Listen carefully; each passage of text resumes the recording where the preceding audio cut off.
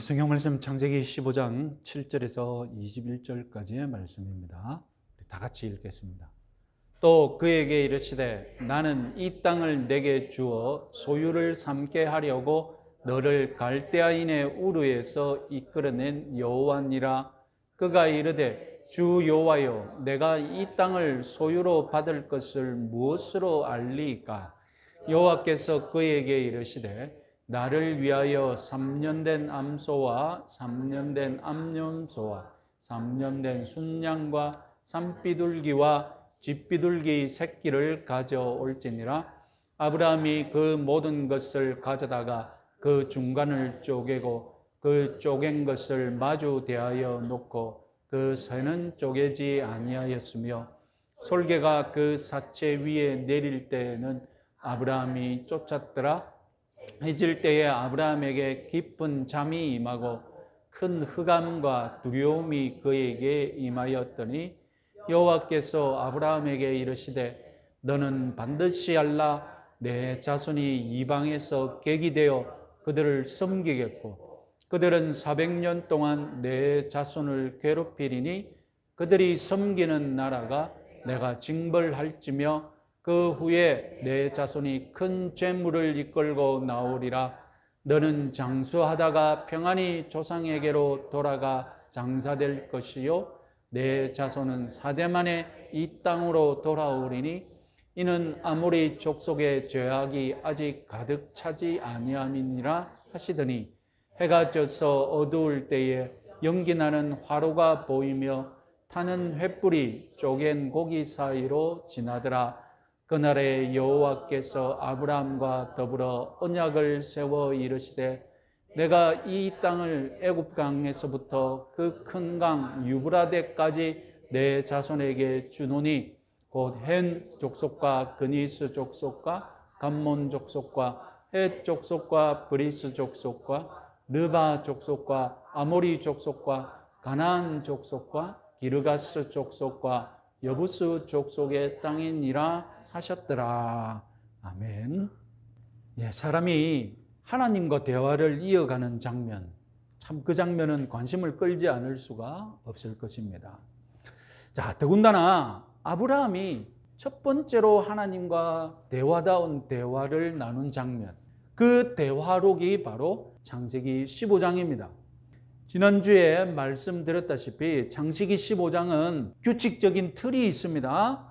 표를 보시면 먼저 하나님이 아브라함에게 축복의 약속을 하십니다. 나는 무엇이다, 이런 식으로 약속을 하십니다. 그럼 그 약속을 받은 아브라함이 아멘 하고 우리는 대답할 줄 기대했는데 뜻밖에도 아브라함이 의문을 던집니다. 이런 아브라함의 응답에도 불구하고 하나님은 기꺼이 의문에 대해서 확약을 해주십니다. 이런 사이클이 두 번이나 반복되고 있다는 것입니다. 지난주에는 6절까지 첫 번째 우리 사이클에 대해서 생각해 봤죠. 자, 오늘은 두 번째 7절부터 시작하는 사이클입니다. 역시 하나님은 나는 무엇이다, 나는 여호와다, 이런 선언과 함께 이 땅, 가나안 땅을 네게 주어 소유 삼게 하려고 우르에서 이끌어냈다, 이렇게 첨언하십니다. 여러분, 창세기 12장에서부터 하나님이 아브라함에게 약속하셨던 것이 무엇입니까? 12장 1절, 2절, 7절 같이 한번 읽어보겠습니다. 너는 너의 고향과 친척과 아버지의 집을 떠나 내가 네게 보여줄 땅으로 가라. 내가 너로 큰 민족을 이루고 내게 복을 주어 내 이름을 창대하게 하리니 너는 복이 될지라. 여호와께서 아브라함에게 나타나 이르시되 내가 이 땅을 내 자손에게 주리라. 자, 이렇게 약속하신 후에 13장에서도 이 약속을 반복하셨죠. 그리고 오늘 15장에서도 첫 번째 사이클에서 주제가 무엇이었습니까? 자손, 아들이었지 않습니까? 이제 두 번째 사이클에서는 땅을 또 언급하십니다. 아들만큼이나 땅도 아주 현실적인 두려움과 고통의 대상이죠. 자기 땅, 자기 집이 있다는 것은 인간에게 근본적인 안정감을 줍니다. 아브라함은 75년간 메소포타미아에서 그 살기 좋은 곳에서 안정된 생활을 누리고 있었습니다. 지금 아브라함이 유목의 삶을 살고 있는 바람에 그는 지금 몇 년째 걸어 다니고 있는 삶을 살고 있습니다. 지금 땅 한 평 없이 아군인지 적군인지도 모르는 부족들 눈치 보면서 아브라함은 살아가고 있습니다. 이것이 얼마나 불안한 삶입니까? 하나님이 또 한 번 더 땅에 대해 약속을 언급하시자 앞서 자손에 대해 언급하시니까 바로 아브라함의 근본적인 의문이 무엇이었습니까? 아들이었지 않습니까? 아들에 대해 질문하였듯이 하나님이 다시 한번 땅에 대해 언급하니까 아브라함의 불안이 또 나온 것입니다. 8절 같이 한번 읽어볼까요? 그가 이르되 주 여호와여 내가 이 땅을 소유로 받을 것을 무엇으로 알리까? 겉보기에 분명히 증표를 요구하는 것 같습니다. 일단 이렇게 답변하는 거 보니까 아브라함이 그동안 얼마나 많이 심적으로 지쳐 있었고 불안해하고 있었는지 우리가 눈치챌 수 있습니다. 여러분 이 질문에 담겨있는 아브라함의 그 불안 느껴지십니까? 자, 그러면 우리는 이 증표를 요구하는 이 답변이 불신에 가득 차 있는 질문이 아닌가 이렇게 생각해 볼 수도 있겠습니다. 증거를 요구한다? 이건 믿음이 없는 것 아닌가? 그런데 여러분 우리 1절에서 6절까지 첫 번째 사이클이 끝나면서 너무나도 유명한 말씀이 있었지 않습니까? 6절 한번 읽어보겠습니다. 아브라함이 여호와를 믿으니 여호와께서 이를 그러 의로 여기셨다. 믿었다는 말은 6절이고 지금 증표를 요구하는 것은 8절입니다. 조금 전에 아브라함은 아들에 관하여서 믿었다라고 인정받았는데 그럼 땅에 관한 약속은 못 믿어서 8절에서 지금 증표를 요구하고 있단 말입니까? 우리는 6절에서 믿었다고 했으니까 8절도 믿음의 바탕에서 해석해 볼 수 있어야 하겠습니다. 여러분 증표와 믿음, 증표를 요구하는 것이 꼭 불신의 증거일까요? 여러분 약혼 반지를 생각해 보십시오. 못 믿어서 약혼 반지를 요구합니까? 못 믿겠는데 약혼 반지를 서로 끼고 약혼 반지를 만지면 믿을 수 있다. 결혼하겠지. 여러분 그런 증거입니까? 약혼 반지가? 아니지 않습니까? 믿는데 이 믿음을 그저 우리가 항상 눈으로 확인하고 이 믿음을 서로에게 확신시켜 주기 위해 약혼 반지를 끼는 것 아닙니까? 우리가 오늘날에도 계약금 같이 잘 못 믿어서 이 계약이 틀어지면 손해보지 않도록 계약금을 증표로 요구하기도 하지만 반대로 약혼 반지처럼 더 잘 믿기 위해 이 순간에도 서로의 믿음을 확인하기 위해 더 확신을 누리기 위해 증표를 요구하기도 합니다. 지금 8절에서 아브라함이 요구하는 증표는 계약금이 아니라 약혼 반지를 요구하는 거예요.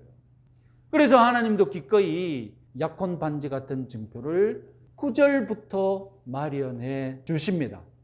자, 그래서 그 유명한 이벤트, 짐승을 반으로 쪼갠 언약식입니다.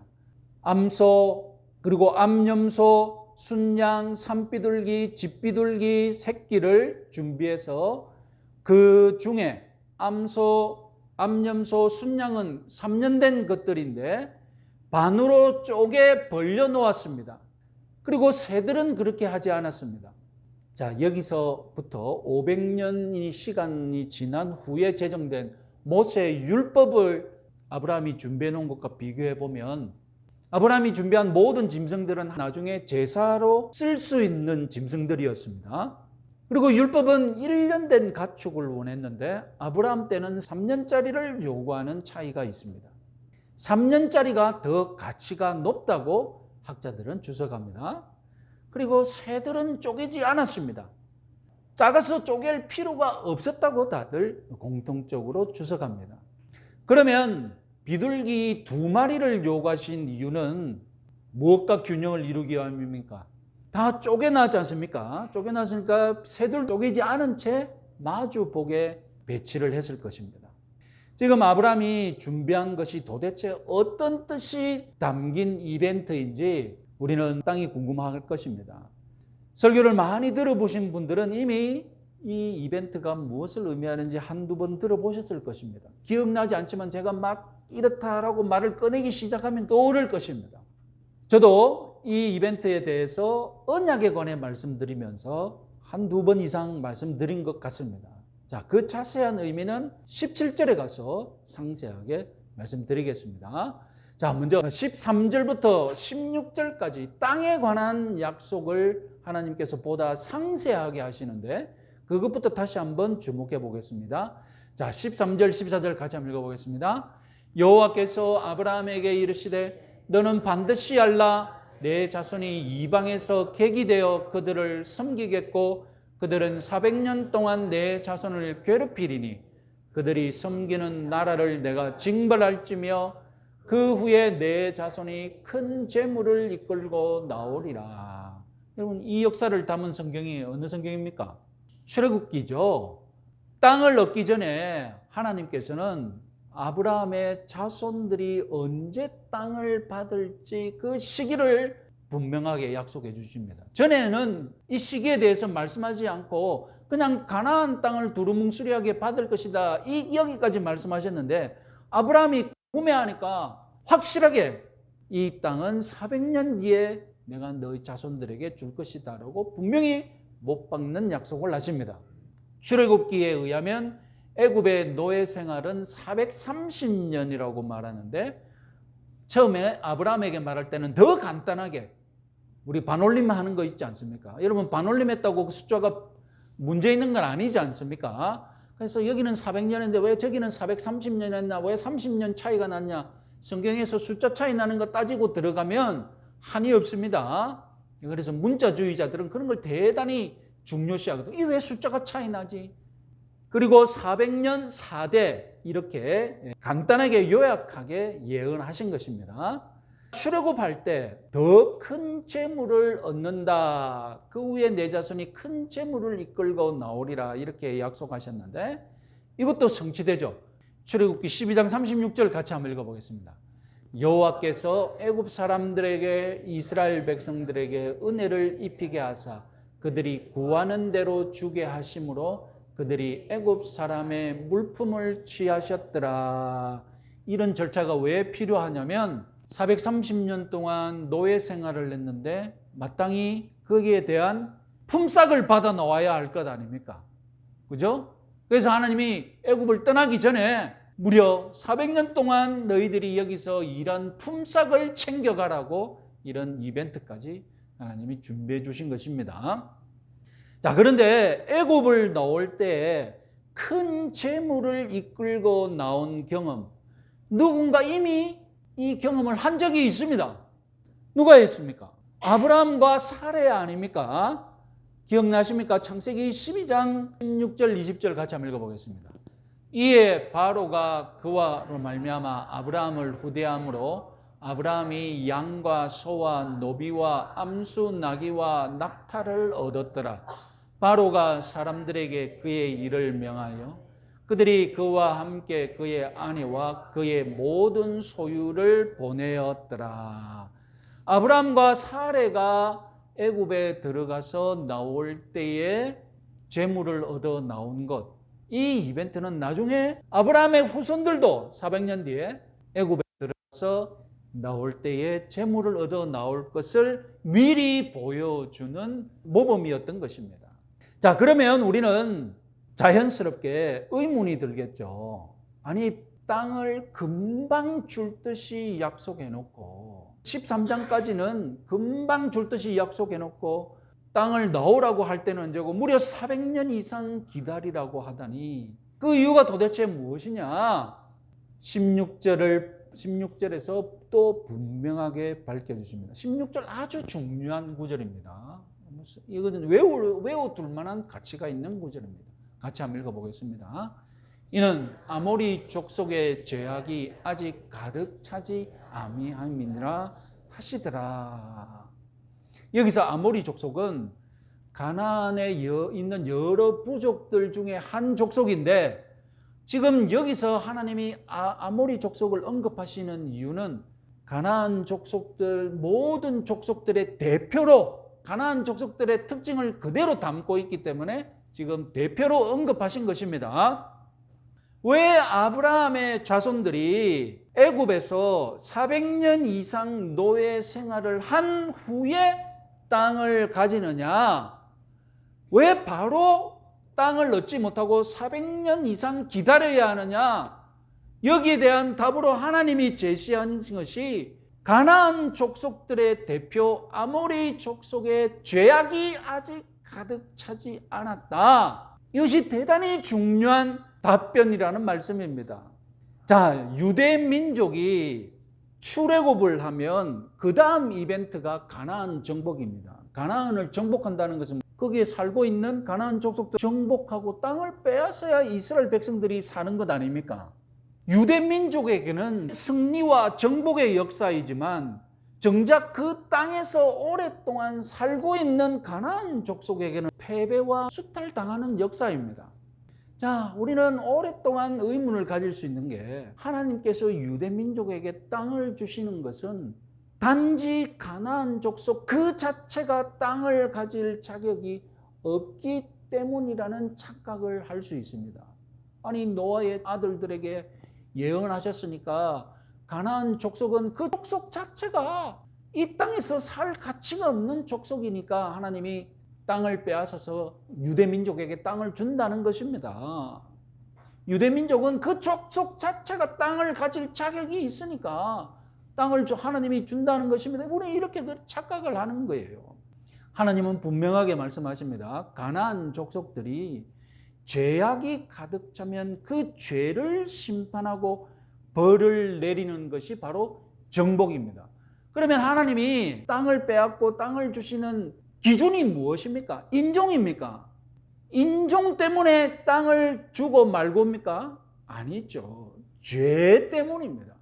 죄가 충만히 차느냐 안 차느냐 윤리적인 기준으로 땅을 가질 자격이 있느냐 없느냐를 판단하시는 겁니다.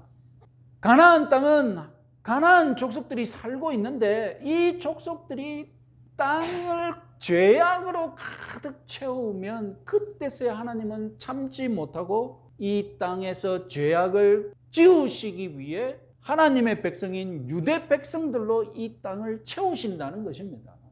아니, 그래도 가나안 족속들을 차별하고 유대 민족을 우대하는 그런 인종차별이 아니냐? 우리는 그래도 그런 시각으로 이 가나안 정복을 볼 수 있습니다. 그런데 여러분, 가나안 족속들의 죄 때문에 자격이 없어서 그 땅을 유대 민족에게 하나님이 주셨지 않습니까? 그러면 그 잣대를 유대 민족에게도 하나님이 그대로 적용했어야 될 것 같죠? 어떻게 했습니까? 유대 민족이 그 땅을 하나님이 기뻐하시는 땅으로 변화시키지 못하고 죄로 다시 가득 채우면 그럼 하나님은 어떻게 하셔야 되겠습니까? 가나안 족속에서 땅을 빼앗았듯이 유대 민족에게서도 땅을 빼앗아야 되겠죠? 그렇게 하셨습니까? 안 하셨습니까? 유대 민족은 땅을 죄악으로 가득 채워도 아이 너희들은 유대 민족이니까 내가 봐줄게. 그래서 땅을 계속 가지게 하셨습니까? 아니지 않습니까? 아까 말씀드렸듯이 땅을 차지하는 기준은 민족, 족속이 아니라 죄를 얼마나 짓느냐 윤리였습니다. 가나안 족속이 이 땅에서 가나안 땅에서 죄를 가득 채우니까 하나님이 땅을 유대 민족에게 주는 심판을 하셨다면 그 땅을 선물로 받은 유대 민족은 그 땅에서 하나님 말씀대로 의를 실천하면서 살아야 되는데 죄를 짓고 하나님 말씀대로 지키지 않으면서 그래서 하나님이 똑같이 유대민족에게서 땅을 빼앗아 버렸어요. 유대민족 쫄딱 망하게 하잖아요.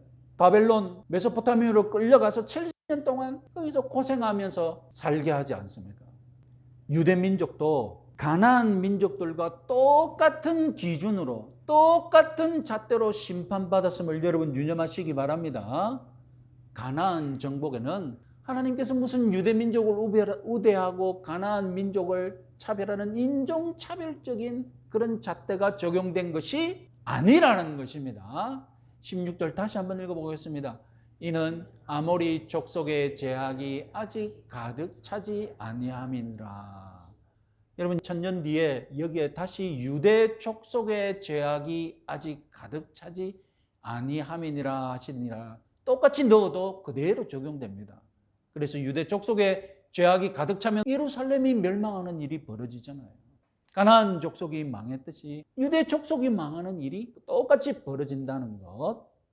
오늘날 우리 개신교에 만연해 있는 신앙이 하나님이 유대 민족을 우대하시고 가나안 족속을 차별해 하신다. 이런 차별 신앙, 차별하시는 하나님을 당연하게 성경적으로 믿는다는 것이 오늘 개신교 신앙에 만연해 있어요. 그 차별 신앙을 퍼뜨리는 사람들이 바로 세대주의자들입니다. 문자 그대로 성경을 읽고 문자로 보면 하나님은 차별하시는 하나님이거든. 그래서 여기에 우리 개신교 신앙이 오해를 하고 착각을 내서 마치 인종차별, 무슨 차별하는 것을 당연하게 여기고 그것이 더 성경적인 줄 여러분 믿고 있다는 것입니다. 하나님은 차별하신 분이 아니시라 공평하신 분이신 줄 믿으시기 바랍니다. 하나님은 한 민족을 사랑하시는 분이 아니시라 모든 민족, 모든 인종을 사랑하시는 분이신 줄 믿으시기 바랍니다.